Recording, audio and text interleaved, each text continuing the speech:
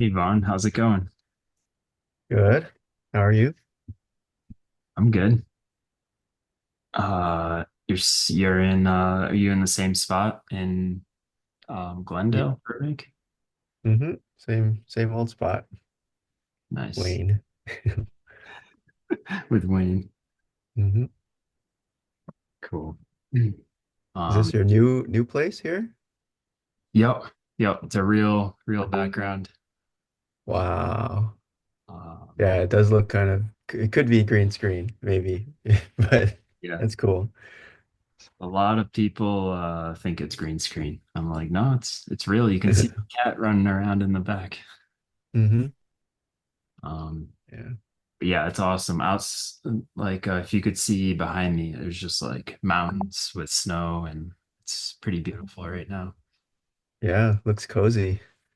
Yeah, I'm gonna make a fire tonight in the wood stove. Keep the cats warm. Nice. Oh Yeah. yeah, you gotta chop that wood. Yep. Um, I split so much wood. It's crazy. But I should have more than enough for the winter. Um, oh, you gotta do it all ahead of time, huh? Yeah. yeah, because you're supposed to let it dry out a little bit so it burns really hmm well. Um, Cool, cool. but yeah. Nice. Um, so how did you first get into art? Okay. Let's see. I think I started probably from watching my grandma paint. She used to paint watercolor. And also my grandpa, he wasn't trained in art or anything, but he had like painting of a water buffalo from China. That was really cool and I think my mom used to draw. Everyone drew a little bit in my family, a tiny bit. Um, but mostly my grandma would draw. So I was just copying her, and I thought it was the coolest thing ever. Um, so I was doing that all through school, and then um, I kind of just kept going with it instead of growing out of it, you know. In high school, I ended up going to this magnet school that was for design and architecture, and they had like film and stuff. So that was a pretty lucky thing too. I was um, you know, commute going there to train bus every day, and that was like a 2.5 hour commute to get there, and another 2.5 get back. The heck? So that was like the start of my taking art seriously. But yeah, I think And that's how I started. cool. And then what that was high school or college? Yeah, that was in high school And in then did you go in to Florida. college? Sorry? Did you go to college? I did. I went to school in Detroit after that, and was there for like 3.5 years studying car design. And also went to school in Ohio a little bit, just for one term. Also trying to do car design. But yeah, cars are popular in the Midwest. Yeah. How'd you go from car design to concept art? That was sort of I think I was sort of interested in spaceships and stuff and sci-fi movies and Alien and StarCraft and blah blah blah. So in school I was sometimes drawing spaceships for my car class projects, and I think the teachers may have noticed and sort of like told me. I think one of them told me to go to the illustration department and ask them about taking classes for like figure drawing and stuff like that. So I would just sneak over to the other department and try to, poke my head in and sit in, and um I didn't get credit for those classes, but I would just be there just to learn, you know. And and then also the other thing about that school is they would cut the car design class in half every year, um, which is kind of a wild way to operate. But the class kept shrinking, and I think I was cut like in the last like junior to senior year, I got cut. And that was kind of set. Well, I wouldn't say devastating, but it was a big deal because it was like my whole life up till that point was sort of pushing for this goal, this idea of becoming a car designer. You know, we would eat breakfast, lunch, and dinner together with all my classmates and just talk about design and cars and all day, just super nerdy and obsessive and to an unhealthy level. And that's like all we did, basically. But yes, did I forgot what the question was. No, that was it was going from like car design into concept art. Oh, right. So I get cut out, and then um, I'm a little sad. But then I ended up getting a internship at Mattel here in El Segundo in the LA area, and I got to design some toy cars for them, which was cool. So I wasn't too sad. I'm like, okay, I still get to do cars in the end, and then from there I ended up in animation through someone that I had met through the internet only, through blogs. His name is Anis, and he was working on a TV show, and he had to leave, so he just emailed me and asked if I would come in and interview with them, which was really lucky because he had never met me before in real life. So yeah, shout out to Anis for giving me a shot. I could have been an axe murderer. They had no idea, but I guess they did have to interview me, so I tried to play it cool, and it was I got lucky and made it in.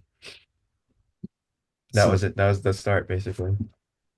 cool. So that was your first like real job on a TV show. Hmm. What was the name of the show? That show was Tron Uprising, Oh, the animated Tron, um, back in like 2011, 12 or something like, yeah, 11 and 12, I think. yeah. Yeah, that's an awesome like first thing to work on. And that's your first time meeting Alberto, probably. Yep. That was yeah, super duper lucky, I would say. You know, he was a art hero of mine. I was looking at his blog and or you know, looking at his Beatles rock band stuff and just and then there he is like right in front of me. I'm like, what the heck? What am I doing here? And I'm showing them my like him and Charlie Bean was the director, and I'm like showing them my little Hot Wheels cars. I'm like, look, I designed this little thing, and I'm like, oh, okay. And um, and then I got started working with him. Yeah, and he they had me doing what did I do? I rented a did I rent a car? I don't know how I got up there because I didn't have a car. So I think I rented a car and I like bought a little dress shirt because I only had my suitcase because I was there just for the internship from school, Mhm. and I just drove over there and I was like trying to act like an adult. Was that like on the Disney like TV lot? Yeah, in Sonora, the one next to DreamWorks, right there. Um, yeah, I just ride my bicycle there every day. I moved out over close by and rode my bike until I got a moped, and then I was like riding my moped there, like a 70s moped. And it was really silly because the traffic would be like the moped would in the morning, I was like on a little slight hill, so it would like be going, you know, at a good speed. But then like when it got flat, it would just like slowly start getting slower and slower until mind you, the top speed was like 25 miles per hour. So it would go down to like 15 miles per hour when it as it kept going and slower, and then like cars would be behind me just honking and stuff in the morning. That's Um, no one. Everyone thinks I'm crazy for like riding a bike in LA for like 10 years, but I mm. think that's the way to get around. Just move close to where you're working and then just bike in. And then you're Yeah, not if in you're traffic close, 2 hours every day. Yeah. yeah. If you're lucky enough to be close by, that is the way to go. Yeah. Um, after after Tron, what did you do? After Tron, I was well, while I was at Tron, I was doing some 3D modeling stuff there using a program called Modo, as well as doing like d designs and stuff. So one of the guy I went to lunch with one of my coworkers, Mio, and he had one of his teachers there, just hanging, and we were just talking, and the teacher was teaching at Concept Design Academy, and he said, "Oh, we're looking for a Modo teacher in particular." So I said, "Oh, I know Modo," and then I ended up like meeting with Kevin Chen, and he let me teach, which was also a little crazy. So I was teaching Modo there my first time, and then I ended up teaching there for like I don't know, a few 4 or 5 years or so, maybe maybe 4 years or something like that. And then after that, I met. So one of the perks of teaching at CDA is you could take other classes, sit in on other classes, and I was sitting in on Darren Quach's class. He was teaching mech design and Carlo Ariano, and both those guys were working at Insomniac Games. So I ended up going over to Insomniac Games through, meeting them, and um, they it was kind of crazy though because I, I I interviewed with them and I was really excited to work with Darren and Carlo because I love their work. And then as soon as I got there and like signed everything, we were having lunch and they're like, "Oh yeah, we're gonna be gone in the next 2 weeks." And I'm like, "What? Are you guys serious?" Both of them were gone. And so it was like me and one other concept artist named Julian who was doing the character stuff. Um, and then we had to like basically take over the rest of the concept art after those guys left for the game. And the game was called Sunset Overdrive, Yeah. and it was like this zombie punk rock apocalypse game with energy drinks. Um, and that was one of the launch titles for Xbox One. So that was a fun project. A lot of crazy, weird weapon designs in there, like a sriracha gun and a bowling ball gun, and just silly, like a record record shooter, um, disc shooter. Anyway, yeah. And then that was the next thing. What else was after that? I Spider think huh? Spider-Verse? I think there was one thing before I think I didn't like I worked again with Charlie Bean on this. He was the director of Tron, and then he went to Animation Group and was doing Lego movie, Ninjago movie. So I worked with him on that. If I'm getting my timeline right, I'm pretty sure that was before Spider-Verse. Okay, and then after that was Spider-Verse, I think. Oh my God. My memory is so bad. Yeah, Um, but Alberto just called me and he's like, "Oh yeah, hey, I'm here by myself in Sony. There's like nobody. The whole floor is empty. Uh, you want to come see what we're working on?" And then I got there and he showed me his animatics, like the whole sequence. Um, and I was like, "Oh my God, this is amazing. I need to get in on this." And it really was empty. Like they didn't even have Bob there yet. It was just like I guess Chris and Phil and him and whoever, executives. So Wow. So and you then there was like it was just you and him for a bit. a little while, yeah. That's And cr- it slowly filled out. We had a storyboarder named Miguel.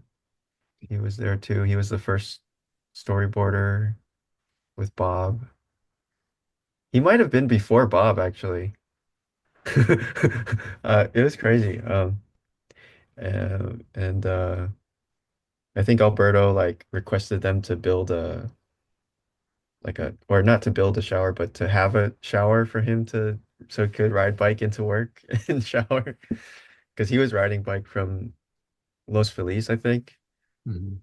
to Culver City, which is a little bit crazy. How far is that? I mean, you know where Culver City is, so it's Los Feliz is like right under Griffith Park. Oh, wow. It's like by the river, Okay. almost near Frogtown. Mhm. It's like just west of Frogtown, so that's An a long ride. hour ride or something. Yeah, or I think so. Um, So did they give him a shower there? yeah, Oh, yeah, nice. yeah. Um, yeah. I asked because I was trying to like use the gym, and it's a weird thing where animation is in a different lot than like the sound stages and stuff. And the sound stages, that's where they have the gym, but the animation people aren't allowed to go over there. Um, Hmm. so yeah, I wasn't allowed to use the gym. But I think when Alberto left, he gave his gym pass, which I think was for the shower, to one Uh-huh. one of the PAs. So he got to go and use the gym. He got to sneak in there. Oh, wow. So did you partake? No? No, I was Damn. not cool enough. Damn. Ah, oh well. But if I go back, I'll put it in my contract. Be like, if you want me to come back, I have to Yeah. get gym pass. Yeah. I mean, it's good. If you have a gym, if you have a shower there, you can work longer hours for the company, right? Yeah, just give me a bed Maybe. and I'll live there. Yeah, just sleep under your desk. Yeah. Yeah. So what was it like the first little bit with Alberto and like the Spider-Verse team? I think you got It was a lot of like studies and hmm just like training, which I was Yeah, very it kind of felt like a R&D type of phase, we're trying a lot of 3D weird stuff. I was just starting to get into Blender at that point. Um, I was still like coming off of Moto and using Moto for modeling stuff and then moving it into Blender and trying to do like more graphic style rendering. He was like, "Oh, we have to graphicalize everything and make it really solid and flat and just like he wanted to take out the shadows and just paint in shadows and paint in the lighting and yeah, we had a lot of little experiments. Some of the experiments took a long time, like there was one test shot we were working on for yeah, like maybe the good part of a year wow. with everyone. So it was intense. Um but yeah, for some reason Alberto likes to for these test shots, he likes to pick things that are really challenging as sort of like if we can do this, then we can do everything kind of a test. Mhm. So yeah, the little jumping off the building, the top of the building, into the city paintscape painting was pretty insane. Um, yeah, he was in there painting for like months on all these crazy little build details, every single window, just I insane. found I found his the folder for that painting on the server. So it's like a Yeah. folder, and then like tons of PSDs of like all the buildings in the background, and then like his Hmm. final PSD where he like puts everything together. It's like that is insane, Yep. Yeah. but makes me feel better that he spent at least a month on it. Yeah. I mean, it's brutal. Either way, painting just takes a long time, right? Yeah. But yeah, those tests where I still think those are like the most beautiful pieces of animation I've ever seen. They're insane. Yeah. How so you were in so you guys were doing the tests for like a year and a half? Well, we were working on a lot of different things like, oh, what does the hair look like? What do the vehicles look like? How do the lines appear and disappear? And yeah, I mean, I actually wasn't there for that long. I was maybe, I think, a little bit less than a year or something like that. Um, so yeah, I was just testing stuff, doing a lot of design work, like for sets. Uh, like I got my shot at the Collider and Uncle Aaron's apartment and a bunch of the vehicles and stuff. But it was pretty exciting because it felt like, wow, okay, we're doing something pretty wild here. And then we got to steal Peter Chan from. I was like, hey Peter, what's how's it going, man? And then he's like, yeah, I've been working here on Smurfs for the past 3 years, like, or he's on Smurf. He's like, I'm on my third Smurf movie. I'm Jeez. like, oh, you should come paint on our thing. And so we stole Peter. We got to steal Yun Ling from Ubisoft. So I mean that's one of the huge benefits of working with Alberto is like you can just go and like steal artists from wherever you want and they'll sometimes come. Um like yeah, we even got Beeple on there for a little bit. Oh wow. Back when Beeple was doing like regular VJ type abstract art loops before the whole NFT thing, so that was kind of crazy too. Um yeah, it was fun. It was a fun time. I think that was a very like fun experimental and just and then every time, you know, you know what I mean, like Neil Ross and Craig Mullins and all these people are sending in paintings, Yun and then everyone's like sitting in the meeting like, oh my gosh, it's Christmas time every single time, Rob Rupel and Peter Chan, oh my God. And then I was oh my I'm just thinking, wow, I'm glad I'm not a painter here. I'm just like doing 3D because and design stuff because this painting is out of hand. It's like ridiculous. You know? I don't know if you felt the same way.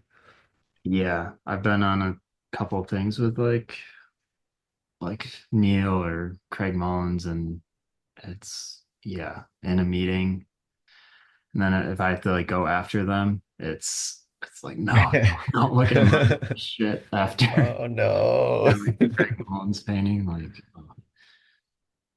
but it's a great like reminder and like push. It's because yeah, just seeing like how they like Craig Mullins will just do like tons of like really quick loose paintings, and that's like a good reminder for me to like stay quick and loose and focus on what's important. And so yeah, I love working with those kind of the old masters. Mhm. um cool, so you were there for about a year, and then you why'd you leave? Well, as you know, they kind of canned Alberto abruptly, and I like I guess I understand the reasons, like maybe the pipeline didn't work well or with what we were doing. Like, there were reasons for it, but I just felt very like the way it was done was so abrupt and nobody told us anything and it was just like, oh, Alberto's gone now. And he's just like they just kicked him out the door, and it was kind of sad because, he'd been working so hard for the past, you know, 2 or so years, and he was staying there, till late in the morning or early in the morning and just like working his ass off. And we were all working our asses off too, staying late and everything. And then it's just like, okay, it's done now. And so I ended up just leaving after that. I kind of felt like, well, he was the one that hired me there in the first place. And I was like, that he's basically the reason why I was there. So I was like, okay, I'm gonna go take a break and do something else now. That's what I kind of felt like. Yeah. Yeah, it makes Yeah. sense. Is that when did you start making your app? I would say that was around 2019. So maybe a couple years after that. But yeah, the app started basically. I was going out painting with the Warrior Painter group a lot on the weekends. And then I got my little Android phone with the pen, Oh yeah. the note phone. So then I was trying to go paint with them and trying out all the different apps. And then I think I was trying to draw rectangles one day and I couldn't find a good rectangle app. So I went home and tried to make a purely rectangle drawing app. That's kind of how I started with that. That's awesome. Yeah, I love heavy paint because it forces you to be a real painter and make bold decisions. And that's kind of like how I naturally paint in Photoshop or whatever. So, yeah, thank you for the best painting app. Hey. Thanks, man. Yeah. Uh, I'm curious, I want to talk more about your app too, but I'm curious like your design process, like when you're working on a show or a movie, like you get launched on an assignment, and then like what's your next step? You like start finding refs, you start sketching, like what does that look like after you're launched? Yeah, this is crazy. I'm actually having to like remember what I would do. I think after I'm launched, I would probably first go get some, or ideally I would have maybe a few pictures from whoever's wants the thing, right? And that from art director or whoever. Um and then I would probably start with some sketches on paper, maybe. And then usually pretty quickly get into some 3D, like rough 3D stuff with sketches. And then sometimes I would present like, the sketches are little thumbnails and they're very rough, but also the models are very rough. And then I would kind of maybe present them all together as like, oh, these are rough everything. They're all sketches. The 3D are sketches, the sketches are sketches. And then um and then hopefully if they pick a couple of them, then I'll keep keep going on the 3D, or just try to get like a 75% 3D model and maybe sketch over it a little bit at the end or paint over. But as I kept going, I think like that's how I started off working in maybe in the whatchamacallit, Sunset Overdrive project was a lot of like 3D sketches, 3D, and then drawing over for the final details like cut lines and whatever wires and tiny little details. But then for Spider-Verse and projects afterwards, it became like more and more 3D, where the sketches would almost be like too shitty to show kind of sketches, like just really minimal, and then just jump into 3D because that's sort of the final project product anyway. And I would just kind of get impatient and be like, I just need to do it. Um, and then even before then, like maybe for at Hot Wheels or at Mattel when I was working there, that was only sketches basically. And then I would send the orthographic drawings, like the front, the top, and the side view to a modeler offsite, and then we would go and email back and forth with notes just to like get the model right. Which is kind of one of the reasons why I decided to learn modeling is because the back and forth just took so long. It was taking longer than doing the actual sketches, you know. So I was like, okay, I need to figure out how to, get my idea into 3D exactly how I want it, at least like roughly, and then go from there. It was just taking too long to communication wise. Yeah. For Spider-Verse, for example, like when you're designing something and you're doing it mostly in 3D, do you show multiple version? Like if you have a week, they give you a week for the assignment and before like your next check-in. Um, like I know for me, I like to show like a bunch of different sketches and quick paintings, quick um doodles, so I get like a bunch of ideas out there. Do you do a similar thing with 3D? Yeah, in the beginning, yeah, maybe there's a few different, like wildly different versions, but after maybe the first week or so, it starts to, solidify into something, and then, it becomes like more minor, tinier and tinier changes over time, and then, but some of those things I would spend like a month or two on, like the sets if they were complicated, and um, just crank on it for. I mean, one really nice thing about Alberto is that he gives his little prompt and then he'll kind of trust the artist to leave them alone for a while. And he actually tells us to not show him anything until we're ready to show him, you know, um, which is nice. And sometimes I would even like try to show him something, and he'd be like, "Are you sure you want to show me this?" And I'm like, "Oh, I don't know." And then, and then he would just be like, "No, no, just show me when you're ready." And I'm like, "Okay, fine." So that's kind of nice.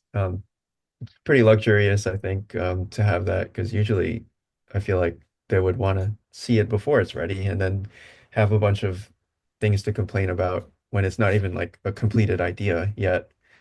Um, so I think that that way of working makes sense to me, of just like, at least have a finished paragraph or like a complete idea before you start um, putting it in front of people, I guess. Like a completed rough draft or something. Yeah, I guess so. Um, Although I'm not very, I think for my personal work though, like for in terms of, social media and stuff, I'm always posting really, really super quick sketches and unfinished stuff. So I don't really, I'm not like, I'm not at that, on that, at that, exactly at that same wavelength. yeah. But yeah. Yeah, that's like the best kind of leadership. I feel like when someone can give you something, leave you alone, just let you figure it out. Because if they hire you on something, that means they should like respect they should want your best interpretation, your best they should want your like vision of something. Like Hmm. I was on a project recently and they they wanted to see stuff at each stage. Like they wanted to see my sketches. So I'd do like some quick sketches, I'd show them, and then they'd give me feedback on the sketches. They'd be like, oh, move this over, make that bigger. Then I'd do like color, and then they'd give me all these notes on the color. And then I would like start to tighten it up, and then they'd give me notes on that. And by the end, I'm not even painting my own painting anymore. I'm painting some composition, color palette that they want. And Mm. I end up making like complete trash. And I have like zero motivation to even paint it. And I was Mm. like, we wasted like a month on this one shitty painting. Like if you guys just told me, like, gave me a part of the script and had me do like a bunch of paintings, you would have gotten like my best work. But yeah, Hmm. I don't know why. I think people, if they're in like a power position, sometimes they want to like keep that power, or I don't know. Yeah, I think it's a trust thing. Yeah, it's like, yeah, yeah, it's a big, it's probably very scary for them to like just leave you on your own. You're paying a lot of money and like it's a lot of time and they don't know what's going to happen. So naturally you'd be like, oh my gosh, anxious, like, oh, I need to see what's going on right now. But you have to be very, very like, I guess unnaturally calm to have that kind of trust in people, in your artists. Um, yeah. But yeah, he is very trusting in that way, which is nice. Yeah, that's good. Um, you're someone who's like, I look at your sketches, I'm like, oh, you're like a master like drawer. And then I look at your paintings, I'm like, damn, these are like the best paintings I've seen. Then I look at your No, 3D shit, and I'm no. like, the heck, you can do 3D too? Like you're someone who's so good at like all these things. Sorry, I'm like giving you all these compliments, but like that's a very rare thing. And I'm sure like drawing, painting, 3D, like being good at these, they feed off of each other and they make you better. Um, like one benefits the other. Do you see that? Like drawing makes you a better 3D artist, painting makes you better at drawing, you know? Let's see. Well, I think drawing is definitely similar to 3D, right? You're like trying to build out these little shapes in your brain. And I remember like this little TV show when I was a kid that and the guy showed you how to draw an egg in perspective and like the teeth in perspective and then op how to open the lid in perspective. And you're actually like building a little model that you can manipulate in space and like it has a hinge and you can move it. And or he'd be like, oh, this is how you draw a police car or some car. And it's like he just places the box there and then another box on top and then another box for the lights. And you're just building like a little Lego block thing with your pencil. And then yeah, and then in high school we had industrial design, which is like a more technical version of that, where they're saying, oh, this is how you find the center point of a box. You have to draw a cross through it and then another cross, and then you have to draw the ellipse there and blah blah blah. And so it just gets more and more technical. And then 3D is like even more technical version of that, where we're like constructing things, from physically. And then painting, I think, is like it's similar to that. Like you have to still construct everything, but then you also have to be physically simulating the light as well. And thinking about light in that way, and then the computer also is thinking about light in that way. When you have a computer rendering, and you can see how the light is like bouncing off this surface, and then it affects the other surface. If this is red, and the white is here, then the red is like bouncing into the white, and it's mixing, and the corners are getting darker because it's all the what do you call it, ambient occlusion. And then what's the other thing? Fresnel. You know Fresnel? No, what is that? You know that one? That's a 3D thing where let's say we have an ocean back here, a water, or imagine this is a lake instead, but when you put your eyeballs close down, like really close to the surface of the lake, you just see a mirror, right? You can't see into the water. But then when you have your head over the water and you're looking down into the water, you can see the fish, right? Mhm. And the rocks and things. So that's like that angle of going from let's say this is the water, you're above it to being like parallel to it and you're like looking right across it. That's how that material changes across that angle is very important too. And like water, is very obvious. You can see the difference very easily between the angles, but then that also happens in regular materials too, or even like concrete. or a rock or like any kind of reflective material has that where when you're facing it head on, it's like less strong, and then on the sides, it's really sharp. Like you get the, like rim light or whatever, like the shiny on the glancing angles. So yeah, I think 3D, just like learning about 3D rendering helps you with painting that way.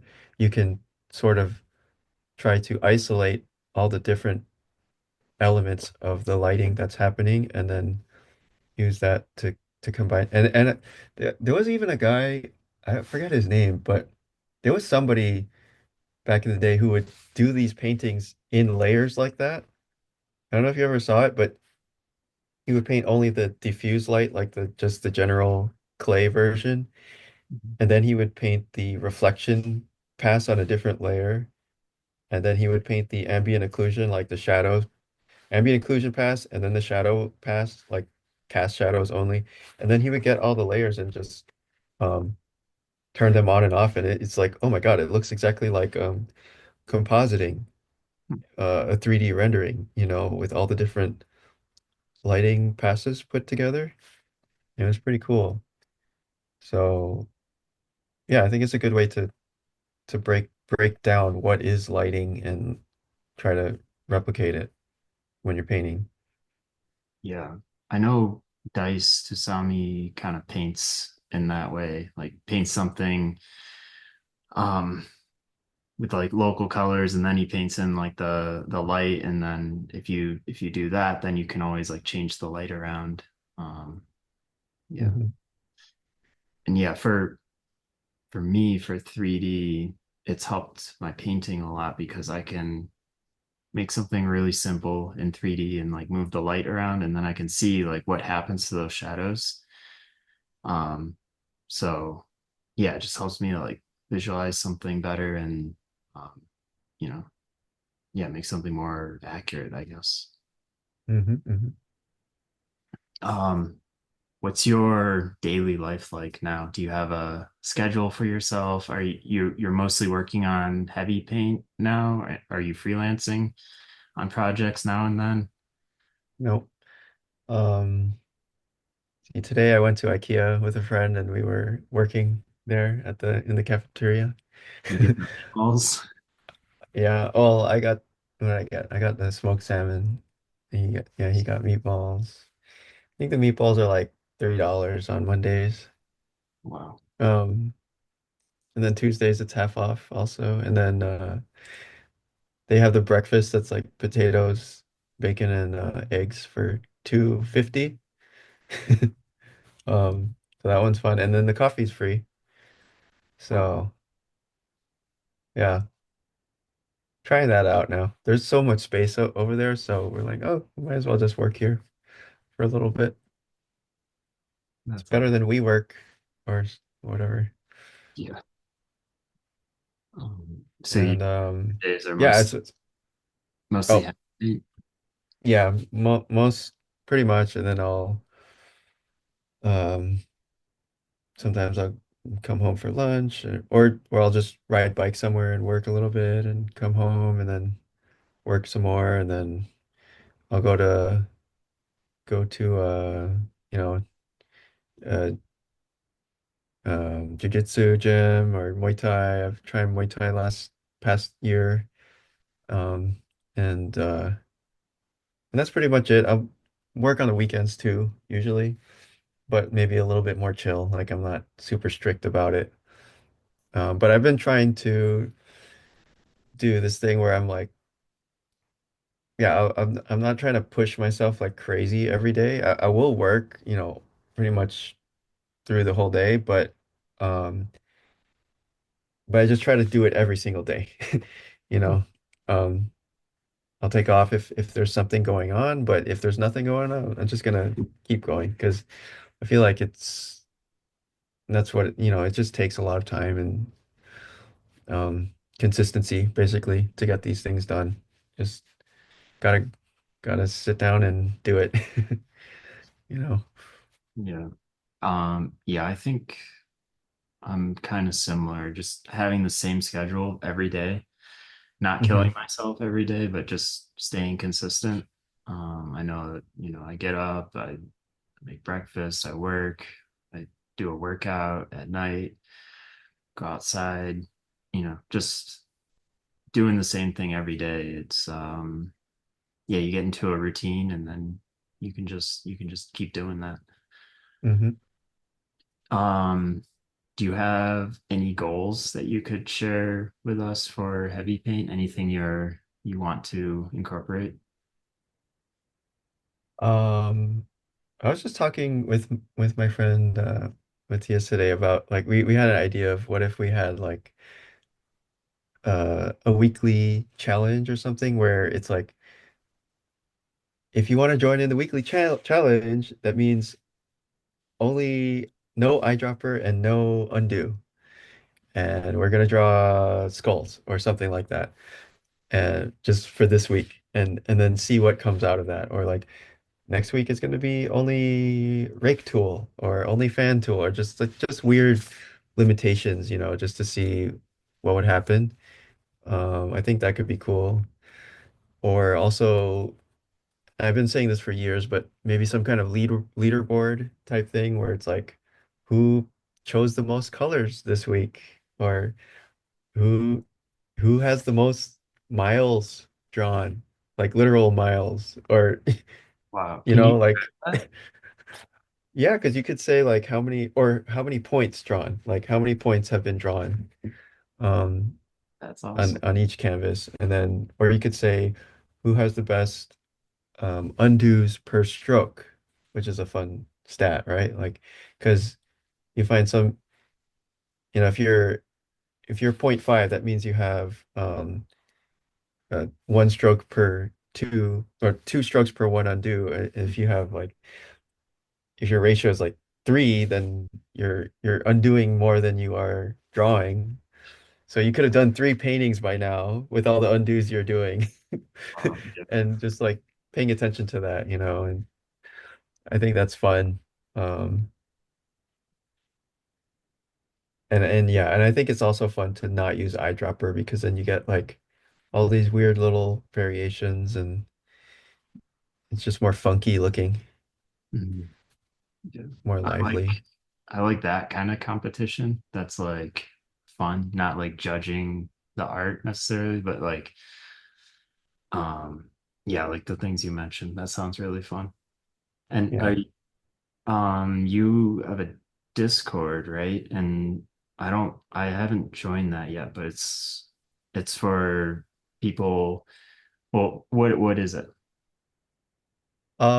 It's like people post paintings there. They also post bugs and like feature requests, and so there's a lot of kind of like support mainly, but there is like a lot of really good painting going on in there. There's also a critique, so it's like half painting and half tech support, basically. Yeah.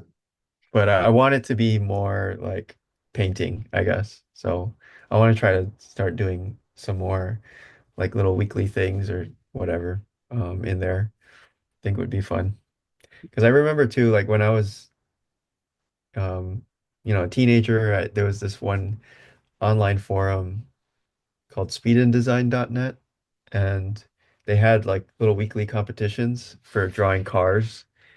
And it was like just a group of maybe 10 or 12 of us every week, and like all over the world, just random kids, and we would all just be in there drawing all the time. It was super fun. And I just remember that being like a huge deal for me, because I didn't know anything about car design and I couldn't find any books or any videos about it. I just like had this little forum community and that was it. And we all knew each other. Yeah. And then a lot of those people ended up working at like different car companies and stuff. So, and we were all kids back then. Yeah, that's cool. You should definitely do like weekly challenge or something. I would do that. It'd be Okay. fun. All right. I'll send you the invite. Cool. Cool. All right. So some people have asked me this, I think to for me to ask you. I'm sure Oh, people okay. ask you as well, but I don't even know if this is possible, but have you thought about making like a Blender plugin combining heavy paint and Blender? Like maybe it's like a 2.5D thing or, Hmm. That was a thought in the early days. I did end up making well in the heavy poly config for Blender, there's like a secret drawing tool in there. I forget what the hotkey is. It might be D or something, but if you look in the hotkeys list, you'll see it on the bottom somewhere, but it lets you do like lasso or fan draw and rectangles and circles and like all the basic heavy paint tools. Um, but beyond that, I think it would be too crazy because a lot of the stuff in heavy paint is nowadays it's like dependent on all these like custom shaders, which you would have to recreate in Blender, which would be, I guess it would be possible, but it might be like a huge pain in the ass to do. Um, yeah, but it going the other way, it would also be cool to have like 3D layers in heavy paint where you could be drawing and then like all of a sudden you rotate it and then it's like a wall or a floor, you know? Because I know that's a lot of painters do that too, right? Where they paint the textures flat and then they just do like a transform warp to put things in perspective. Mhm. Um, yeah, actually that's how we worked a lot too for different shows is just like getting paintings flat and just rearranging them as like little paper models, basically. Yeah, that would be super cool. Actually, what I do now a lot is I paint a bunch of textures in heavy paint and then I save just all these like flat like abstract paintings basically. And then as I'm painting in Photoshop, I like select those, put them into Photoshop, like warp them into perspective just to get some like interesting textures and stuff in my Oh, painting. sweet. Yeah. I, I that's awesome. I didn't know that. Cool. Yeah. So Uh, I've like kind of merged the two because I have to use Photoshop for work. Otherwise, I would just use fully heavy paint probably. But um yeah, I like using both. Um, you have a thought? oh no, no, no. I'm just thinking about it. Yeah, that would be a nice to do someday. Yeah, you should consider that. That'd be really cool. Um, there is a I don't know if you saw, I think it's only vector in Photoshop right now, but you can draw something flat and then using like AI, it'll like you can then rotate it. So you can like draw like a character. Oh, I think I saw the demo of that where he had a dragon or something, right? A knight and a dragon. Yeah. Crazy. But if you Yeah. if you could do something like that with heavy paint, like not you don't have to like use AI or anything, but like um do some kind of sketch and then you can like rotate it a little bit. Like that could be really cool. I mean, it is possible to rotate layers already, I think. Like that wouldn't be hard to do. Mhm. Just have to think about it. It would be really complicated, I think, to like get parts of layers and like chop them out and move them around, but like a whole layer, I think would be pretty reasonable to do. But Mhm. I don't know if that would be useful. I guess you would have to have every single little thing on another layer, which might be tricky. Hmm. Anyway, I'll think about it. Yeah. Uh, so how's Wayne doing? How's having Wayne as a roommate? Oh, it's fine. Let's see. Yeah, I barely see him, honestly. Mm. I'll see him like once every 2 weeks, maybe. Really? Yeah, sometimes. Because he'll come home or I'll leave for like the gym right as he's coming home. And then like I leave in the morning and then he leaves and we don't really cross paths that much. But yeah, we'll go like hang out with friends together, I guess, but usually not by ourselves. Or we'll um yeah. We used to play StarCraft sometimes, but yeah. Man, that's But yeah, great. he's a good roommate, very minimal roommate. Nice, nice. And he's quiet, so Hmm. cool. I gotta ask him to do a podcast. I want to see what he's up to. Mhm. Yeah, Um, you should. any long-term goals as an artist? Um, well, short term, I would like to be painting more. I've been sort of stuck rebuilding the whole heavy paint stuff for this past 2 years almost. So I'm kind of itching to get back to painting. I think hopefully in the next year I wanna paint more, do more challenges, and just get back to being an artist. Um, hopefully I didn't forget how to do everything. I think taking a break once in a while is good because you can come back and you've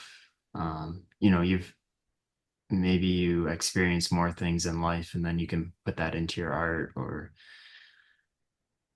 yeah, I don't know, but Hmm. be cool to see you do more paintings.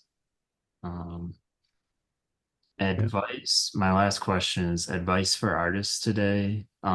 People trying to get work, standing out. I know you have a very unique path, so I'm curious what you think about that. Well, I would say I don't know if this advice will work for everyone, but for me, the stuff that worked was always like side projects. I'm a huge fan of side projects and DIY projects, and just like if you have a curiosity about something or a feeling about something, just like following it a little bit longer than you think you should, you know? Because I think the problem is everyone thinks like, oh, this thing is unrelated, so I shouldn't invest time in it. Like I'm not sure if this is going to pay off in the end. But I think those kind of things where you're like not sure, it's a little bit of a mystery or like a curiosity are things that you should pursue because those are the things that will stick out. Because most people are going to do safe stuff that they know is going to work. But if you try things that you're not sure if it's going to work, I think it's good. Those are the kind of projects that usually ended up like opening a door for me to get into a job or to another. Like for example, my first job was a completely separate side project thing that was had nothing to do with anything. It's like some kind of spaceship, and then the heavy paint also was a completely random like little side quest that I was just curious. Can I make a little app that draws rectangles this weekend? All right, let's try it out and see. And then now I'm here like 5 years later, still doing it. And so yeah, it's like doing little follow little tangents every once in a while. See where it takes you. Yeah, I think that's great advice because now now more than ever you need to stand out in some way. Um, so just kind of doing like the typical like biz dev portfolio or whatever.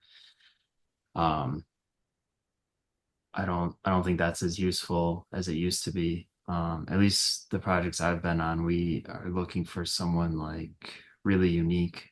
Um, someone who sees the world maybe or has a different perspective on the world, or they have some interesting story, um, some interesting way of painting or drawing that's like, yeah, really unique. So yeah, I like that.